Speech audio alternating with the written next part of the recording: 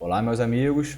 Hoje eu vou gravar mais um vídeo para vocês e o tema hoje é perda de gordura localizada. Exercício local funciona? Para quem não me conhece, eu sou o professor Léo de Paiva Montenegro. Meu site é www.leodepaiva.com.br. Normalmente, a gente escuta a seguinte afirmação, que para reduzir a gordura localizada, você deve fazer exercícios localizados. Eu coloquei um exemplo aqui para vocês, que caso vocês queiram reduzir a gordura localizada da região abdominal, vocês deveriam realizar exercícios abdominais. Em outro caso, se você quer reduzir gordura localizada da coxa, você deve realizar exercícios localizados para a coxa. No entanto, será que essa afirmação ela é correta? Será que somente se eu realizar exercícios localizados eu vou reduzir a gordura local? Então eu trouxe um estudo aqui para vocês de 2013, que o objetivo desse estudo foi comparar se um exercício localizado ele somente geraria alterações locais ou se ele geraria alterações no corpo como um todo.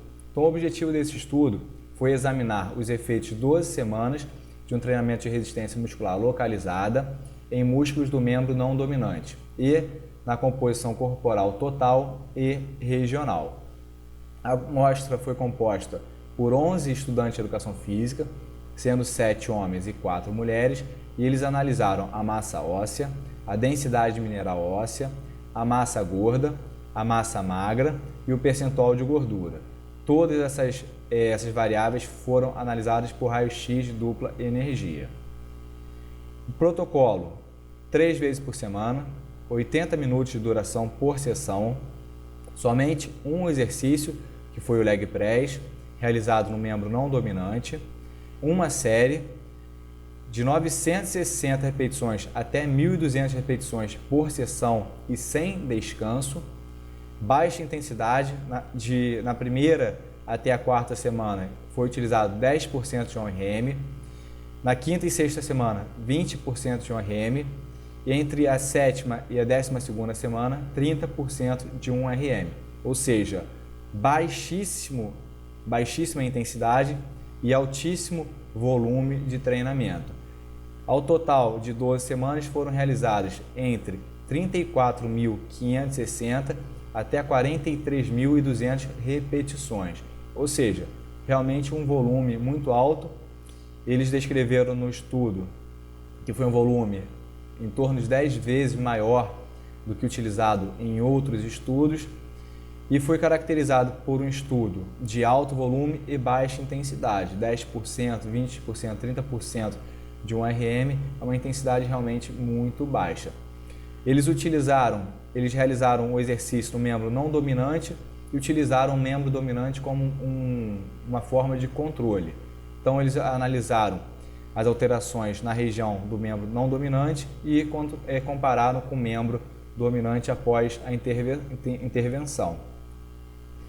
Os resultados foram os seguintes: para a massa corporal total, redução significativa da massa gorda total, sem diferença significativa para as outras variáveis, ou seja, massa corporal total, densidade mineral óssea, massa óssea e percentual de gordura não tiveram alterações significativas.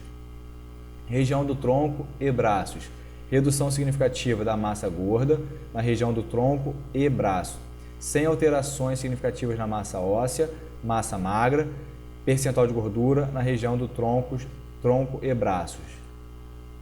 Membro treinado e não treinado. Após a intervenção, nenhum membro treinado e nenhum membro não treinado, que foi o controle, apresentaram alterações significativas para a massa óssea, massa magra, massa gorda e percentual de gordura. A redução da massa gorda no tronco e braços foi significativamente maior do que no membro treinado. Olha que interessante, as alterações de massa gorda foi maior na região que não foi treinada do que na região que foi treinada. Lembra o primeiro slide que a gente falou lá? Será que para reduzir gordura localizada eu preciso fazer exercício localizado? Ou seja, nesse estudo aqui, As alterações em relação à massa gorda, elas foram mais gerais do que locais e ocorreram mais em regiões que não foram treinadas do que em regiões treinadas. Aqui a tabela, aí tem o antes e o depois, massa corporal total, região do tronco, região dos braços. Então a gente tem aqui que os resultados mais significativos foram para a massa gorda, de uma forma geral, região do tronco, massa gorda, e braços, massa gorda. Foi superior a redução da massa gorda na região dos braços, região do tronco e no corpo como um todo. Para o membro treinado e não treinado não teve diferença significativa. Então, mais uma vez aqui, frisando, não existe a necessidade para reduzir gordura localizada de você fazer exercícios localizados.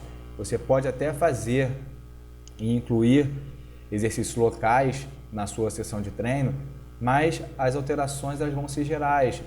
As alterações morfológicas, as alterações da composição corporal, ela não vai ser só para o segmento treinado, ela vai ser para o corpo como um todo. Aqui na discussão, eles botaram algumas argumentações. Então, por exemplo, a resposta hormonal ela é geral e não somente local, ou seja, quando você treina coxa, as respostas hormonais não são somente para a coxa, ela vai ter uma repercussão no organismo como um todo.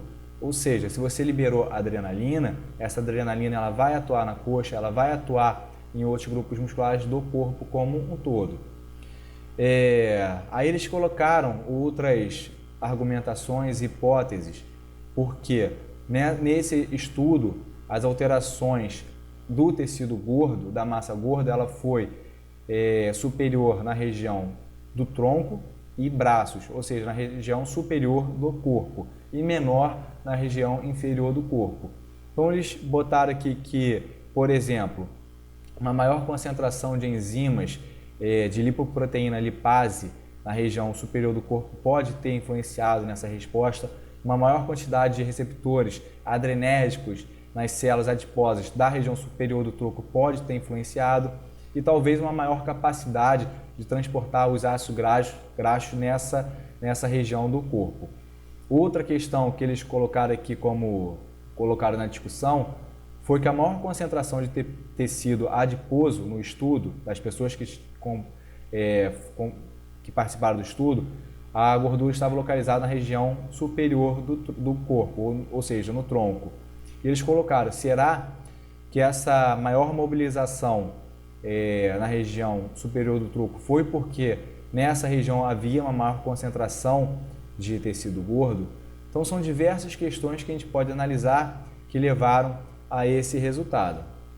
Pelo resultado do estudo, exercícios localizados não vão gerar somente alterações locais e sim no corpo como um todo. Então não fundamenta aquela questão inicial de realizar exercícios locais para ter exercícios locais, tá? Exercícios realizados para a coxa pode realizar alterações no tronco e no braço, como a gente viu nesse estudo aqui.